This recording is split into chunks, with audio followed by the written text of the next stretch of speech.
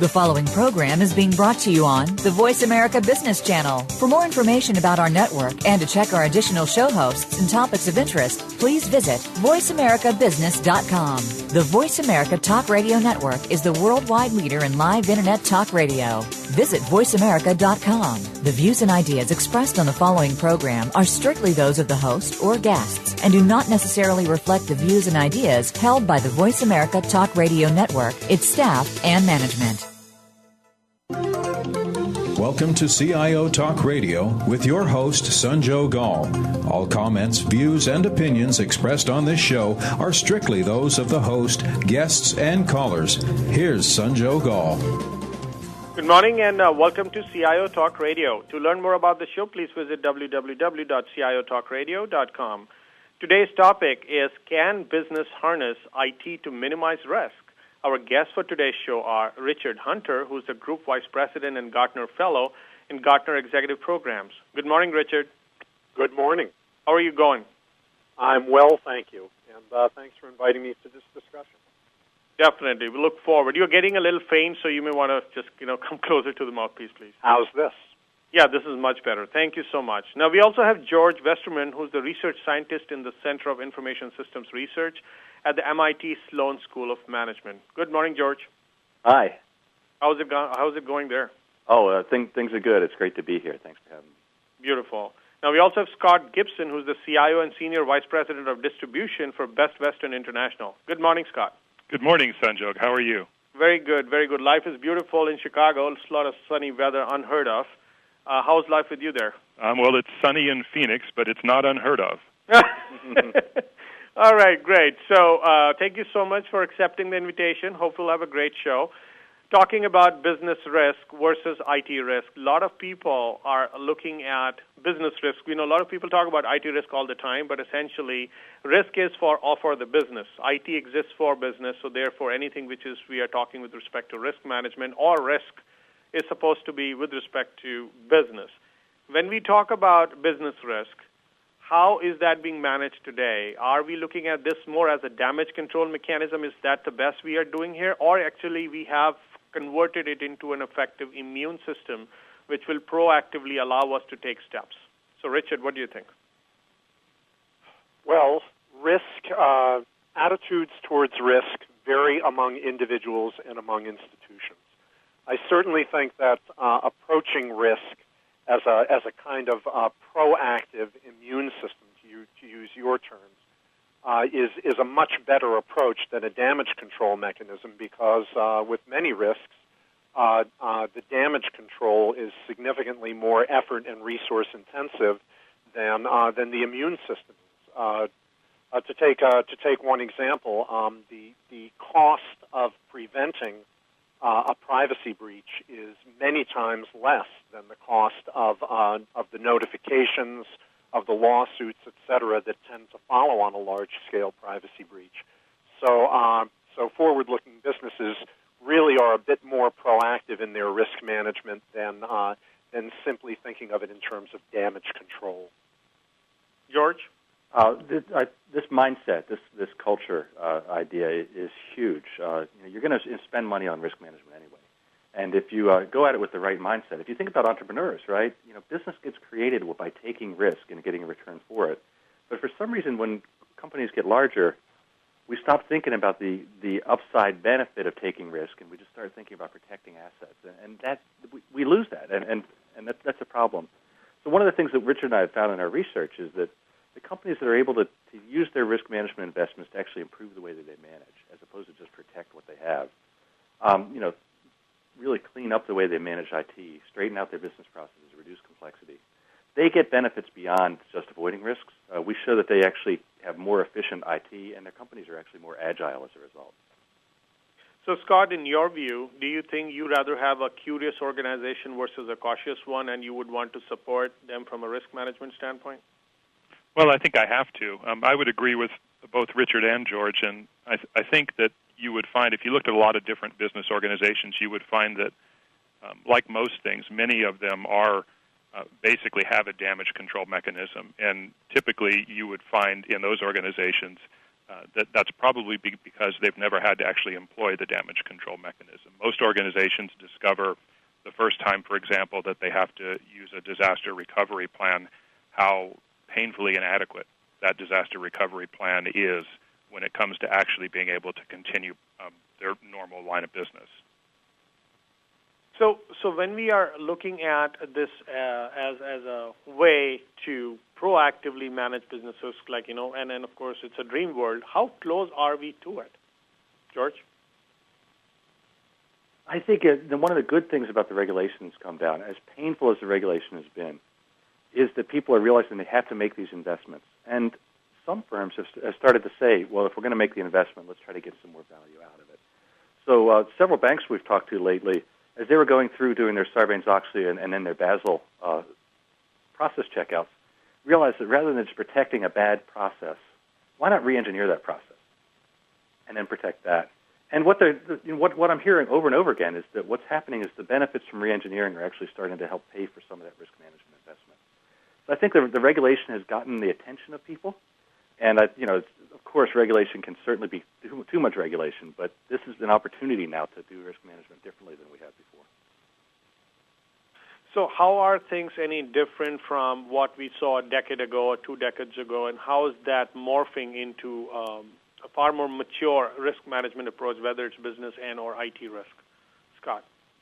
Well, I think that there's been a dramatic change, and I would a lot of it, I think, has happened as a result of the regulation that we just heard about. But I also think that the nature of the change in technology to the Internet, where effectively every single person in the world is a potential user of your applications and therefore potentially has some ability to access your applications, has changed the way that organizations approach how they build those applications, what kind of information they collect, and what they do with it. And it's actually, I think, personally for me, I've seen it. It's been tremendously improving in a lot of organizations. And what I mean is probably 20 years ago, the only people in an organization who were concerned with something like how long we were keeping information around were IT people, because they had to figure out how to store it and preserve it. But today, the question of what sort of information are you collecting and how long are you keeping it around is a question that goes directly to the amount of risk as an organization you're willing to bear. And so now business people are concerned about that question in a way that they weren't before. Just to follow up on that, Scott, it seems that 20 years ago, the way we would talk about IT investments was what benefits do we plan to get out of it? What features do we want? And then the IT people were stuck managing the risk side of it. And beyond just the risk of the project, but what are the security risks? What are the availability risks coming out? That was IT's problem to handle later. And we are seeing more and more of this in the companies I talk to, that they're starting to talk more about what operational risks are we going to have as they're talking about the projects that they're investing in. Are you seeing that in your end, Scott? I am seeing that in my end. I think that's exactly right. And it also, I find it empowering as the CIO. One of the things that I do as a matter of course is I don't want to put this too strongly, but sometimes I refuse to make those decisions. I drop the issue on the table with my peers on the executive team and put the question before all of them, and I have a point of view in making those decisions, but I don't want to be the one person making them. I want to come to organizational consensus on what the right level of risk is to bear in those areas, where 10 years ago, no one would have been interested in taking up the question, and I would have been stuck making that decision. This is Richard. The original question was about what's changed in the last 10 years. And if we look back, 10 years ago, public and private sector institutions worldwide were at this point in time in the last stages of preparation for the Y2K crisis.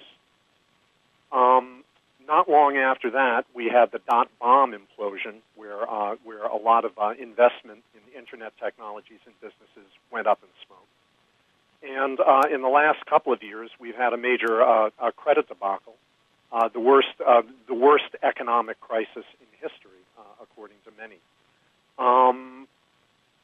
IT is deeply wound into all of these things. And I think that what's changed enormously in the last 10 years is that executive teams in general are much, much more aware of how deeply wound into their operations IT is and how important IT is to carrying out every basic function in the organization. And that's certainly changed the conversation about risks where IT is concerned. Now, follow-up question is that why do we truly have two camps? Because we mostly see people talking about IT risk. They want to brand that risk with IT, or they talk about risk, which is where the business is assumed. Why do we have these two camps? Because at the end of the day, the end goal is the same. I'd say that there are more than two camps. Certainly, financial institutions think about things like credit risk, market risk, liquidity risk, insurance risk, and so on. So I wouldn't say it's as simple as IT risk versus business risk. And in fact, all of these types of risk only matter in terms of the impacts that they have on the business. So it's useful to think about these things in terms of where the risk originates, but the outcomes are all felt in the same place. So, Scott, in your world, when somebody comes to you and say, we are going to be in dire straits if XYZ happens, then are they usually talking IT because they don't really care when people approach you? Well, they want the business risk to be taken care of. Well, maybe I'm fortunate. What I find in working with my peers is that they do care, and so but that hasn't always been the case everywhere I've been. So I understand why you asked the question. I think that we have a relatively small executive team at Best Western, and we do a lot of what we do as a collaborative team. And so I spend a good deal of my time being involved very deeply in business strategy, for example, as opposed to technology strategy. And we have been successful in creating the understanding in the organization that all of the projects that we do are business projects. They may have a technology component, but they also have a training component. They have a staffing component. They have an execution component. They may have a marketing component. All of the projects are business projects. We don't pursue anything on the basis of it being a technology project, with a few exceptions. Some pure technology upgrade exercises like replacing servers, upgrading servers, and so on. Those tend to be treated as technology projects. But all of the other projects get treated as business projects. And we look at risk relatively holistically. At least we tend to do that. There are certainly occasions where I need to step forward and make my peers more aware of the technology risks inherent in something that they're doing. Now, a question would be that if you start looking at things holistically, would that also create an attribute which we call as haziness about what is truly accountable for majority of the risk, and the 80-20 rule is not as clear, and then our intervention plans are not as clear either?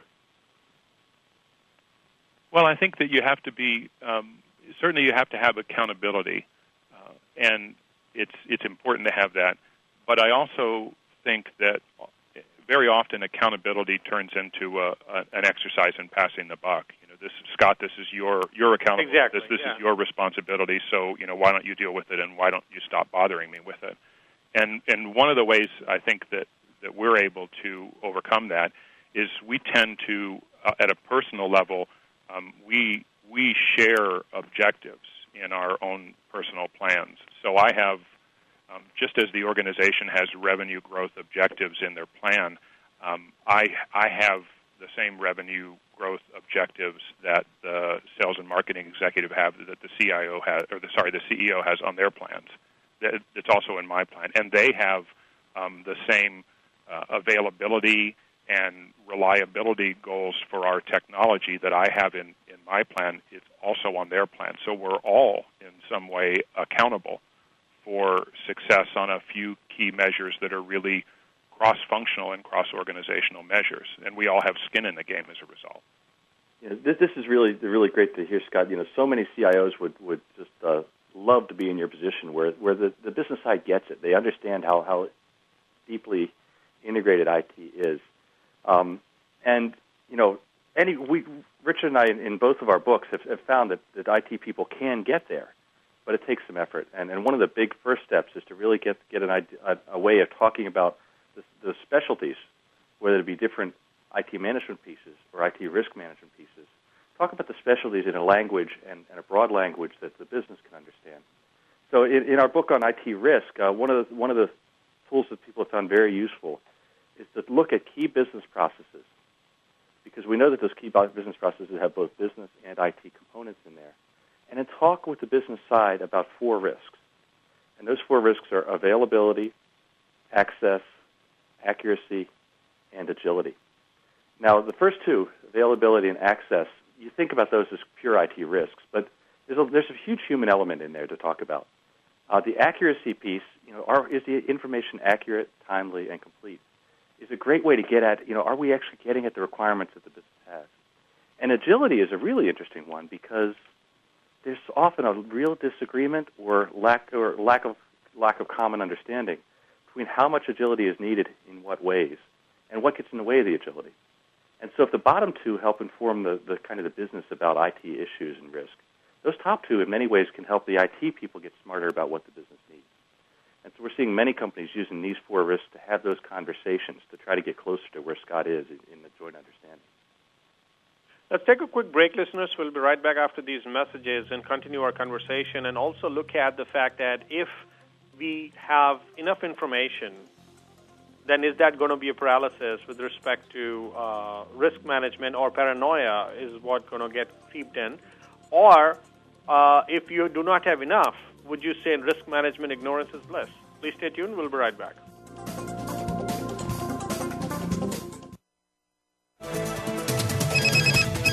Up-to-date business and financial news. Call now and get the financial information you need. 866-472-5790. 866-472-5790. The experts are here. Voice America Business Network.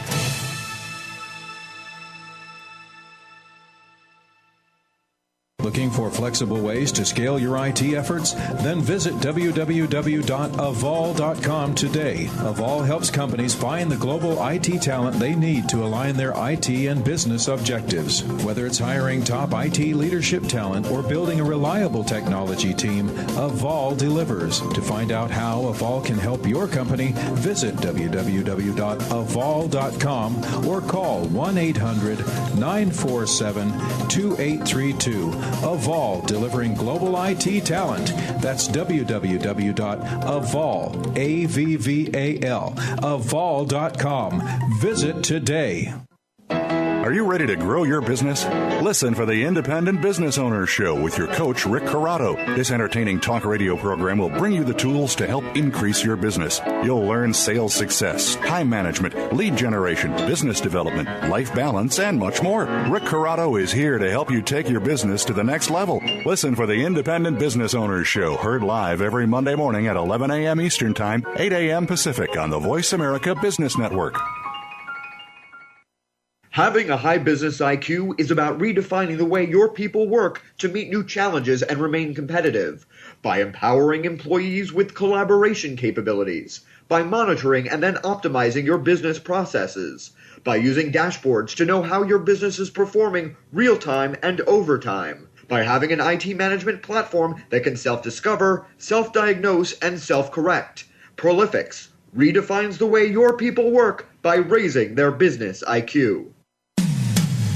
When it comes to business, you'll find the experts here. Voice America Business Network. You are listening to CIO Talk Radio. To learn more about the show, please visit www.ciotalkradio.com. If you have a question or comment, call toll-free 1-866-472-5790. Now back to the show. Here's Sanjog Gal. Welcome back. So, George, let's start with you.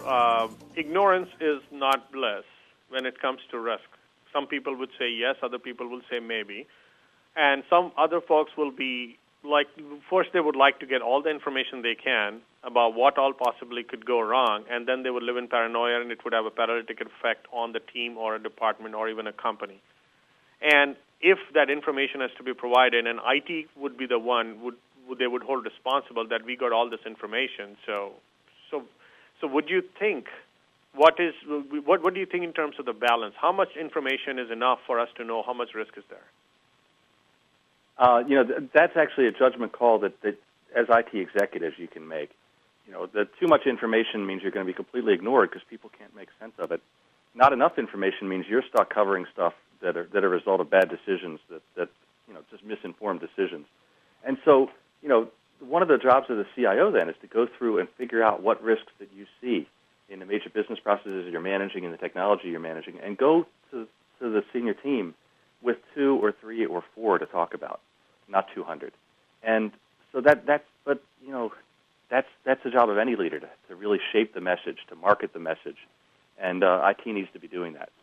Now, Scott, it will be very interesting if your business executives start expecting you to tell what information they need to know, how much information which information should be delivered to them for them to make a decision about the risks that company is going to be facing. Well, you want to take that accountability or the responsibility of you be the judge. Well, I think that they definitely have a point of view about what they want to know. So, fortunately, that's a good thing. I don't have to guess at what they want. But I would agree. I mean, we talk about information overload a lot, and I would characterize it even as data overload. You can do something with information, but you can't necessarily do something with a lot of data. And so what we try to do in this organization is, we try to put effective processes in place that either mitigate or avoid risk when we want to do that. And we establish a number of benchmarks that we want to have that we can measure and track sort of how our foundation is functioning. And I'm talking now about our IT infrastructure, so that we can be alerted when we see either that things are not going well or that there is some risk that we're becoming aware of as a result of those measures.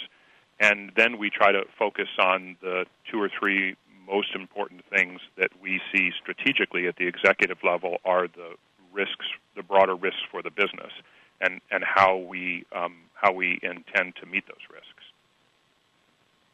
Now, with respect to this information that we are talking about, Richard, in your view, since you kind of poll across multiple organizations and you see companies handling, where have you seen people drawing the line where how much information is enough with respect to, and how much information is enough with respect to risk, and also is IT being blamed in some cases that you guys overloaded us?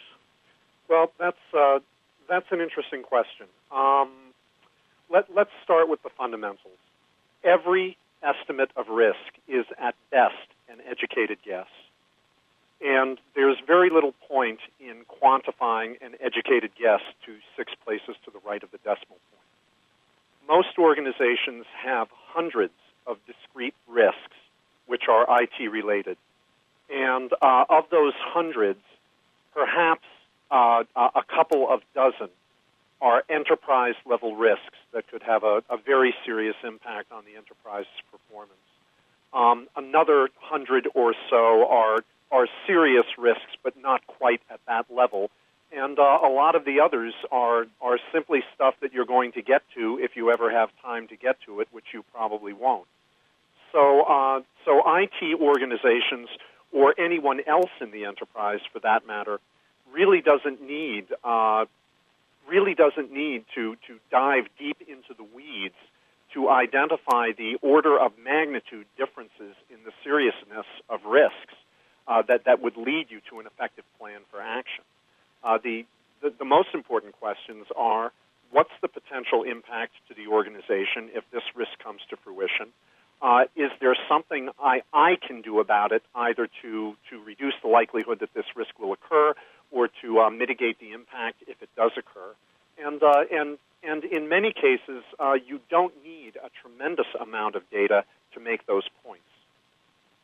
So the data question is an interesting one.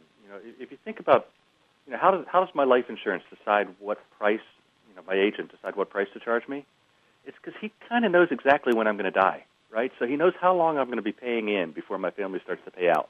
And he does that because he's seen millions of people like me. My age, my health status, all these other things. I don't jump out of airplanes for a living. That kind of stuff. He can price it because he has a good idea how long I'm going to live. And in IT, we had these judgment calls, but Scott, the kind of information you're building up and that many other companies are starting to build up can help get a little bit more actuarial certainty or reduce some of the uncertainty around there to make some of these judgment calls a little less on judgment, a little bit more informed. And that can, if you're in a bank, that might be a couple hundred people doing risk in a big bank or a big investment firm. But, at Steelcase, they do it with a couple days of people's time every quarter. So you scale it based on, what the IT component of your risk is and how much information you really need. If I can add one thing, I think it's a much more serious problem that human nature in general is such that most people reject stuff that they don't want to hear or that they don't want to believe, even if there's good data to back it up. And a much more serious problem in risk management in general is the organization or the manager that simply doesn't want to hear about the risks, as opposed to the organization that's got so much information about risks that they don't know what to do next. If we look at a lot of the very serious risk incidents that have occurred in enterprises at the level of nations in the last few years, what we see are largely things that were entirely predictable, and in fact, in some cases, were predicted in detail. But the management teams involved just didn't want to deal with it. So, what is the likelihood of a whole team going to reject a probable risk which has been presented to them, hopefully by an independent party? Well, at ComAir, we talk about it in the beginning of our book. When ComAir couldn't fly at Christmas because one of their systems went down, they knew that system was out of date. They knew that they were going to start, needing to replace it soon.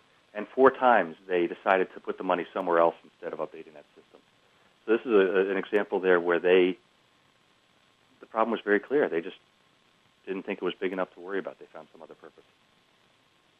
And I think this is a case where the CIO, the IT leader in the organization, has to be as assertive as he or she can, because it's quite easy for an organization to make a decision that to invest resources in an initiative that they think is going to ultimately benefit the organization in terms of more incremental revenue, for example, rather than in investing in the foundation of the organization that drives the existing revenue that they get. The former always is more sexy than the latter.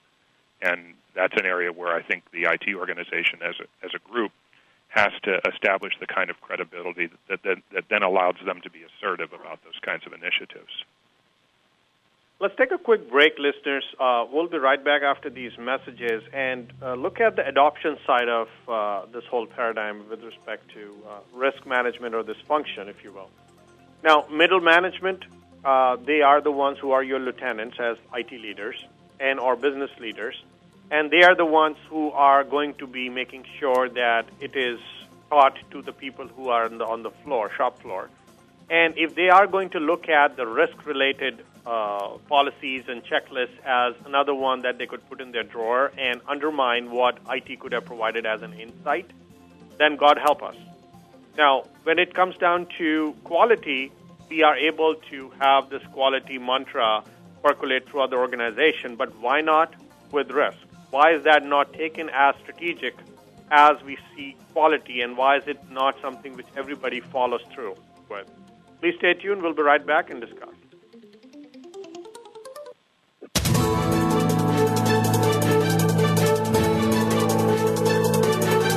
Whether the market's up or down, or if you're looking to improve your portfolio, our experts are ready to talk to you. Call now toll-free, 866-472-5790. That's 866-472-5790. Voice America Business Network. Looking for flexible ways to scale your IT efforts? Then visit www.avol.com today. Avol helps companies find the global IT talent they need to align their IT and business objectives. Whether it's hiring top IT leadership talent or building a reliable technology team, Avol delivers. To find out how Avol can help your company, visit www.avol.com or call 1-800-947-2832. Avol, delivering global IT talent. That's www.avol, A-V-V-A-L, avol.com. Visit today. Prolifics is redefining the way your people work by raising their business IQ. Companies are looking for ways to use social networking to drive greater efficiency, multiplying the brain power within their organization. Prolifics redefines the way your people work by raising their business IQ. Companies need to model streamlined processes, simulate the end result before implementation, and monitor and optimize those processes in real time. Prolifics redefines the way your people work by raising their business IQ. Do you need directions to solid financial future? If so, the Money Answer Show with Jordan Goodman will provide you with a roadmap to making smart money decisions in every area of your personal finances. Join Jordan every Monday at 12 p.m. Pacific Standard Time, 3 p.m. Eastern for the Money Answer Show on the Voice America Business Channel. Learn how and where to get the best deals on mortgages, cars, and insurance. Find out the best ways to save for college and retirement, get out of debt, improve your credit rating, and save on your taxes. The Money Answer Show with Jordan Goodman will provide you with great tips on investment opportunities in real estate, stocks, annuities, and other investment vehicles. That's the Money Answer Show with Jordan Goodman on the Voice America Business Channel every Monday at 12 p.m. Pacific Standard Time. From the boardroom to you, Voice America Business Network. You are listening to CIO Talk Radio. To learn more about the show, please visit www.ciotalkradio.com. If you have a question or comment, call toll-free 1-866-472-5790. Now back to the show. Here's Sanjo Gall. Welcome back. So, Scott, let's start with you. When it comes to adoption, how effective can we be if the middle management looks at risk as just another set of checklist items that they have been given, which they could keep in a drawer, and an MIS report that they look at is something which is conveniently ignored? Because they're the ones who's going to make this happen. Well, I think that it's a great question, and I think that anytime a CIO brings a new process to an IT organization, there's a good deal of skepticism on the part of the members of that organization and the leaders in that organization. And you have to work hard to overcome that skepticism. But ultimately, the new process has to deliver measurable positive results, and that's what brings people around. And then, in a similar vein, when an IT organization comes out to the rest of the organization and brings up a new process or a new paradigm out to the rest of the organization, you have the same effect. People, the initial reaction is, here's another hoop that IT wants us to jump through.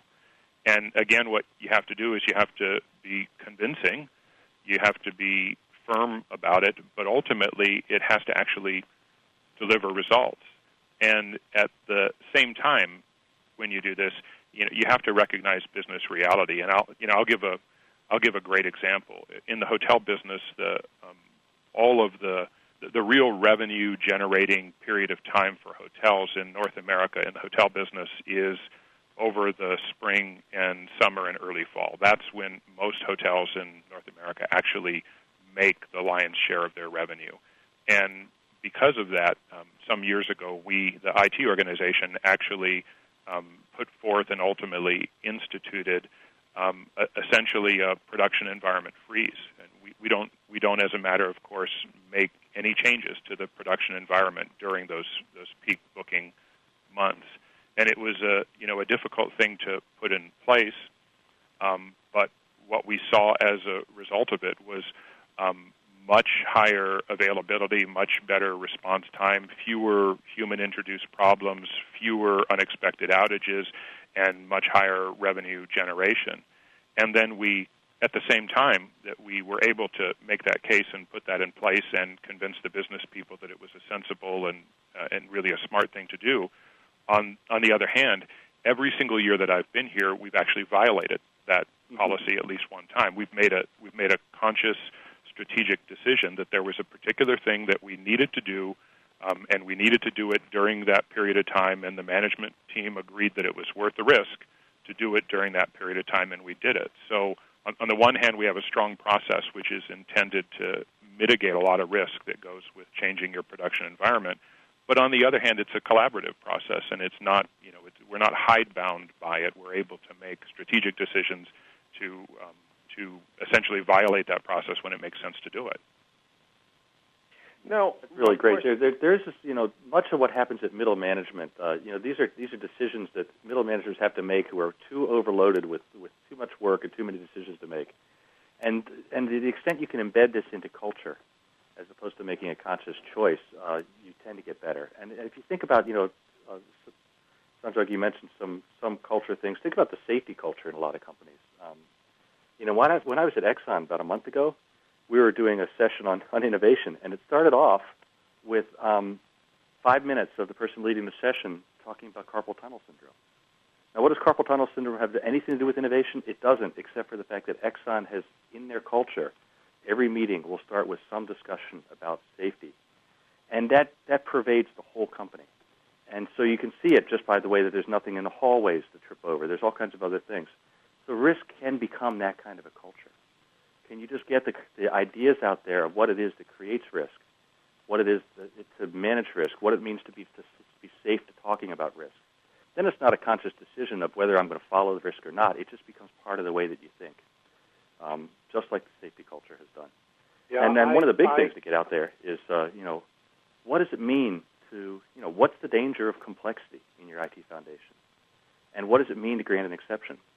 And if people can understand the risk side of granting exceptions, then you can make better decisions on when you're going to grant an exception and when you're not. Just that kind of thing. I agree with George completely that culture is very important in this regard. Among other things, the question of payoffs came up a few minutes ago, and as the head of global IT risk management for a major pharmaceutical company said to me, "Hey, George, you're fading out a little bit." Oh, Richard. This is Richard. I'm sorry. As the head of a global IT risk management function for a major pharmaceutical company said to me, it's impossible to prove that something never happened because of your risk management program.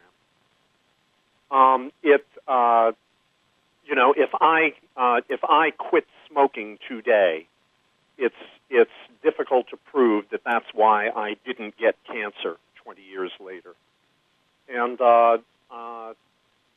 managements that support strong risk management throughout the organization tend to have a belief that it matters that is not entirely supported by data, because again, it's very difficult to prove that something never happened because you had good risk management in place.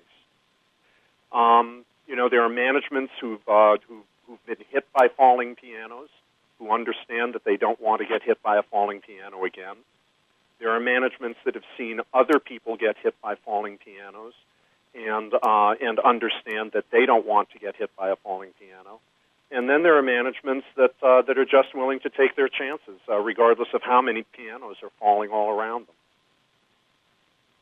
Now, would you like what we do with respect to quality? Are we not supposed to do something with respect to connecting performance evaluation to the risk mitigation that individual was able to contribute towards?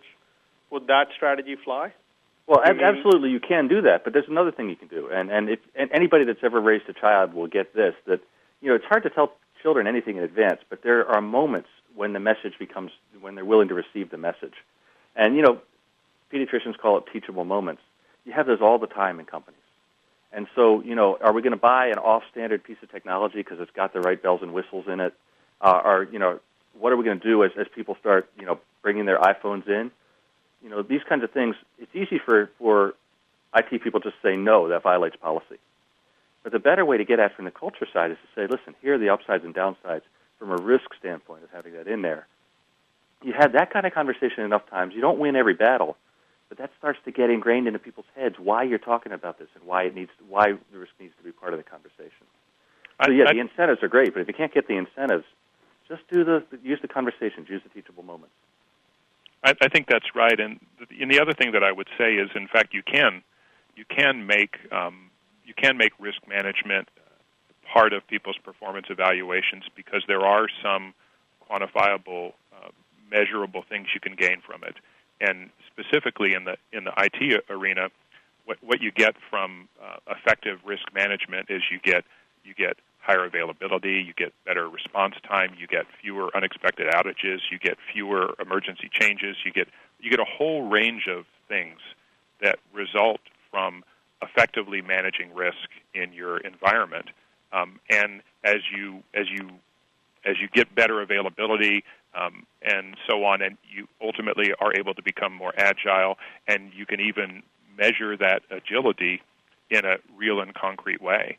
And by way of example, one of the things that I do here at Best Western is in a typical IT organization where you've got silos of application development folks, you've got silos of data center operation folks, so you've got all these different responsibilities, and typically you measure your application development people, for example, on how effectively they meet deadlines on writing code. You measure your operations people on your system availability and uptime and those kinds of things. And we do that here, but we also share those measures. So the members of the application development team are actually measured on their performance evaluations on system availability because they have the ability to impact it. And the operations team is actually measured against overall project success rate because they have the ability to influence project success rate. So even though we still have the traditional groupings of roles within IT, we have a sort of shared goal, shared objective, shared measure environment where everybody understands how they contribute to managing risk. Scott, that's really interesting because if you're holding, I like that because if you're holding, for example, the security people responsible for how many security incidents you have, then they've got a lot of incentive to actually prevent change because that can create problems, right? The same thing with the availability people. But if you're crossing these things, having the shared incentives, so not only do you have to be secure, but you got to help the project succeed. Or like we would talk about, what are you doing to manage not only the access risk but also the agility risk? That's a great way to get people thinking about each other's problems and finding that right optimization. That's great. Now, is the risk management the cart or the horse in this case? The kinds of things that you just cited in terms of performance improvements would be desirable in themselves, whether or not reduced risk was part of the equation. But do you achieve these outcomes as a result of a performance improvement program, or is risk management the lever by which you're achieving these outcomes? Well, it's a combination of both. I mean, in order to if you want to affect availability availability of systems in an organization, you have to do something about more effectively managing how you change that environment, and that's that is very much a risk management exercise. But on the other hand, you can come in and you can put in a process to do that, but people will not take it seriously. If people have an ingrained culture and if they have a way of doing things that they have, in their view, successfully carried out for many, many years, and you bring in a new process, it's very, very hard to get people to buy into that process. And that's why I think you also have to go to any process that you bring in has to have measurable outcomes. If you can't measure the result in some way, then it is very, very hard to convince people that they ought to adopt that process. And if you can measure it, then you have to make everybody involved accountable for that measure. And that's really the only way to get them, at least initially, to take it seriously. And then when they see the result, and when part of the result is their phone doesn't ring at 3 o'clock in the morning anymore because of a system outage from a change that somebody made 2 days ago without authorization, when they're living in that world where they don't have that happen nearly as frequently anymore, they really see the benefit. Let's take a quick break, listeners. We'll be right back after these messages and see if we can figure out a way to identify or inventory risks in two categories, top-line related risks and bottom-line related risks.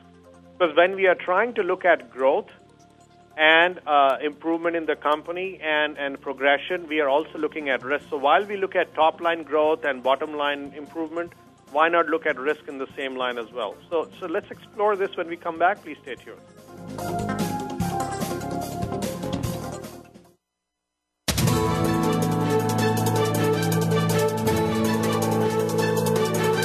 Whether the market's up or down, or if you're looking to improve your portfolio, our experts are ready to talk to you. Call now toll free 866-472-5790. That's 866-472-5790. Voice America Business Network. Looking for flexible ways to scale your IT efforts? Then visit www.avol.com today. Avol helps companies find the global IT talent they need to align their IT and business objectives. Whether it's hiring top IT leadership talent or building a reliable technology team, Avol delivers. To find out how Avol can help your company, visit www.avol.com or call 1-800-947-2832. Avol, delivering global IT talent. That's www.avol, A-V-V-A-L, avol.com. Visit today.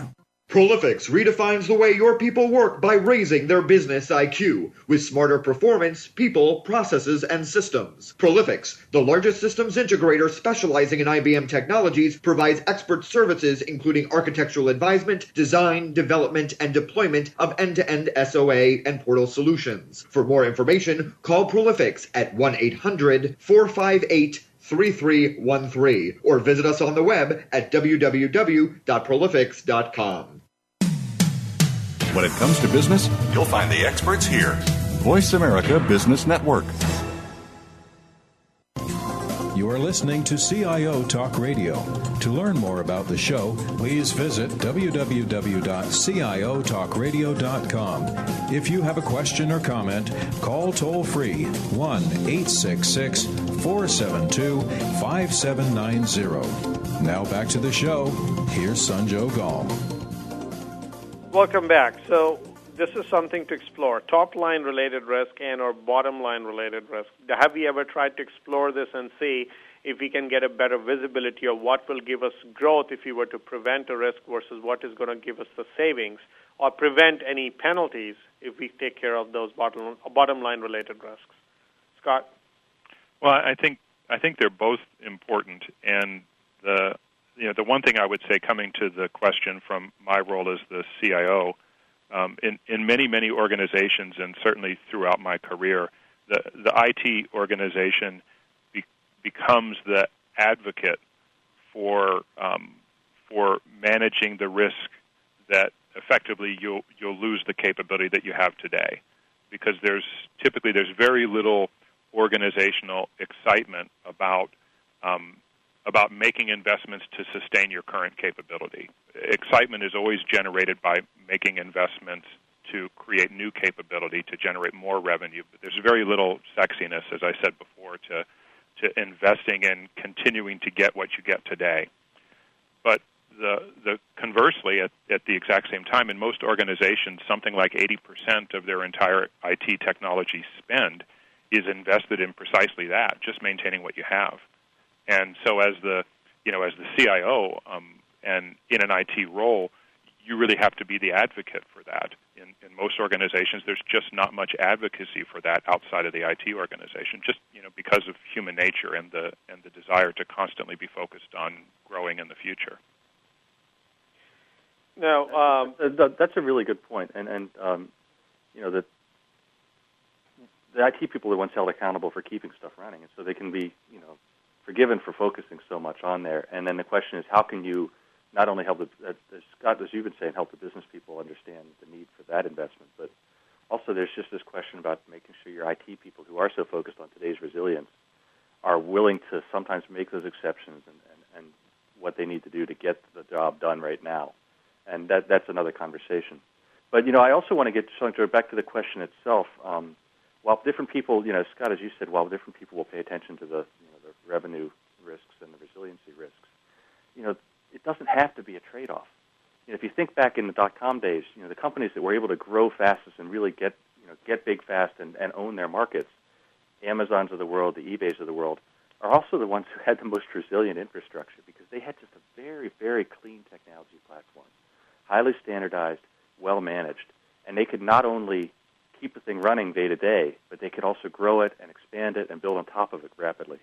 And that's what we're finding in the risk management research that we've done also, is that if you can get that foundation well-structured, manage the complexity out of it, really manage it well, but also just have that good end-to-end view of a single technology platform, you get the agility and the resilience. You don't have to have that trade-off between the top line and the bottom line anymore. I think that's exactly right, and to illustrate that, people always talk about the need to ensure, for example, that an organization's website it creates the right experience for the user, so that it's sticky and so that customers will come back to that website over and over again. But all too often, until it's a problem, people never consider the extent to which reliability and response time are tremendous parts of that user experience. And so making investments and ongoing investments in ensuring that your website is up, that it functions properly, that its response time is very, very, very fast, those are all investments that you need to make if you want to grow the revenue through that channel. But people don't always see it as that way. They're much more interested in, what new functionality can we put on the website. Now, would you think that you would see, on an average, an IT worker walking up to the business users or unit leaders or even their CIOs and say, hey, I found these 3 areas which are going to be the reasons of risk? Or you would see more of a pattern where we say at the top that these are the risks that we have identified, let's plug those holes? Well, if you've got an effectively functioning risk management approach, anyone at any level in the organization should be able to note that there is a situation that demands attention just about at any time. And this is about the risk-aware culture that George and I discuss in our book, IT Risk. In general, the risks that do the most damage to organizations are the ones they never saw coming. And there are plenty of examples within IT of risks that nobody saw coming except for 1 or 2 people who did not feel free to bring it to management's attention. So, for example, a U.S. CERT and Secret Service study of insider sabotage in the financial services industry found that in 33% of the incidents, the perpetrator had openly proclaimed their intention to do harm to the organization in the presence of witnesses. And only about a third of those witnesses came forward to say, something is going wrong here, this guy is about to do some damage. So I think it's management's role to create an environment in which there are opportunities, ongoing opportunities for people to raise their hand and say, we have a problem here. Now, one last question. Is there anything that you feel we could be doing better? I have a total of 1 minute. Quickly, we have to give some feedback. That what is left to be desired in the risk management? We've spoken about a lot of different strategies, etc. Are there any chronic areas we need to take care of? Richard, start with you. I think that the cultural issue is the one that most easily goes out of whack, and it's one that managements need to pay particular attention to. It is often difficult for management teams to accept bad news when they hear it. But if you don't face up to the bad news, it tends to get worse. And a lot of organizations would do well to follow the example of Exxon, who George cited earlier in this conversation, or of a DuPont, or of a Chevron Chemical, companies where risk is something that is discussed every day, and where no one is afraid to say we have a problem here. George. I completely agree with Richard that this culture side is, if people can get the right instincts involved, they can make the right decisions. And the problem with IT is that for business people, it's a pretty scary thing. They don't have the right instincts. They don't know what questions to ask. They don't know what answers to expect. And so the extent we can get the culture changed, that's important. But I think there's another element, too, and that's that, as we think about the regulatory burden and the other kinds of requirements on firms, right now, the enterprise risk concepts, issues, frameworks, and the IT risk concepts, issues, frameworks are completely separate. And I think we have a lot of work to do as an industry and as a country to figure out how to get beyond that, to start integrating those a lot tighter, because operational risk and IT risk are integrally the same. We need to figure out how to unite that work. Scott, 10 seconds. I agree. The thing I would add is I think that organizations could look to their IT teams for risk management help and advice and guidance, because in many ways IT people have been in the business of managing risk for many, many years, even when they didn't recognize that that's what they were doing. And on behalf of our show and listeners, I'd like to really thank you, Richard, George, and Scott, for sharing your thoughts about how can business harness IT to minimize risk and, of course, work side by side to make sure that these two things become one. If you have any questions or thoughts, please send us to views@ciotalkradio.com. That is views@ciotalkradio.com. Thank you again for listening to CIO Talk Radio. This is Sanjog Aul, your talk show host. Till next week, take care and God bless. Thank you for tuning in to CIO Talk Radio. To learn more about the show, please visit www.ciotalkradio.com. Join Sanjog Aul next Wednesday at 9 a.m. Central, 7 a.m. Pacific for another hour of CIO Talk Radio. Thanks again for listening to the preceding program, brought to you on the Voice America Business Channel. For more information about our network and to check out additional show hosts and topics of interest, please visit voiceamericabusiness.com. The Voice America Talk Radio Network is the worldwide leader in live Internet talk radio. Visit voiceamerica.com. The views and ideas expressed on the preceding program are strictly those of the host or guests and do not necessarily reflect the views and ideas held by the Voice America Talk Radio Network, its staff, and management.